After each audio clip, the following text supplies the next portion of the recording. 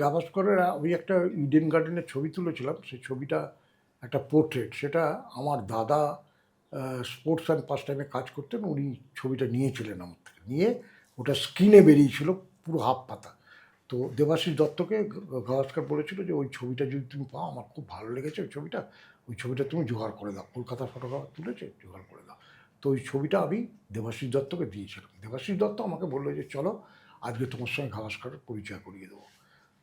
তো দেবাশিসকে নিয়ে আমি ইন্ডিয়া টিমের যেখানে হোটেলে থাকে সেখানে গেছি।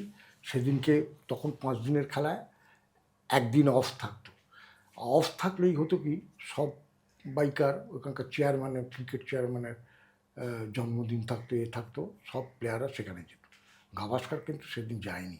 গাভাস্কর অন্ধকার ডিম লাইট জ্বেলে টুংটাং টুংটাং একটা ক্যাসেট চালিয়ে দাড়ি কামাচ্ছিলেন। দেবাশিস দত্ত ও তো কাউকে পরোয়া করে না। দেবাশিস দত্ত ঢুকে গেলেন। ঢুকে যাওয়ার পরে গাভাস্করকে বলছে যে, "এই সেই ফটোগ্রাফার, তোমার যার যার ছবি খুব পছন্দ হয়েছিল, আমি আমি তোমাকে দিয়েছিলাম।" বললো, "খুব আমাকে বললো, "খুব ধন্যবাদ তোমাকে।"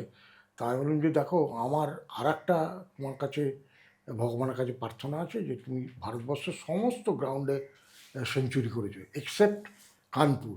কানপুরে তোমার ৭৪ হয়েছে, তুমি ৭৪ করেছো। কালকে তুমি একদম ডেফিনিটলি সেঞ্চুরি করবে।" বললো, "oh thank you, thank you, thank you" বলে খুব আমাকে করলো। আমি প্রে করেছি গডের কাছে, "তুমি আমার খুব প্রিয় প্লেয়ার, তুমি সেঞ্চুরি করবেই।" তখন তারপরের দিনকে গাভাস্কর যথারীতি সেঞ্চুরি করলো। সেঞ্চুরি করার পর আমি উল্টো দিকে চলে গেলাম। প্যাভিলিয়নটা ছিল উল্টো দিকে। আমরা যেখানে বসতাম তার উল্টো দিকে।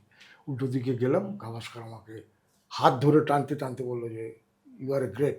তুমি আমাকে আমার জন্য প্রার্থনা করেছো। আমি দেখো ভারতের সমস্ত মাঠে আমার সেঞ্চুরি হয়ে গেল। তুমি বোম্বেতে আসবে, তোমাকে আমি যত যা ছবি তুমি চাইবে তোমাকে আমি দেবো।"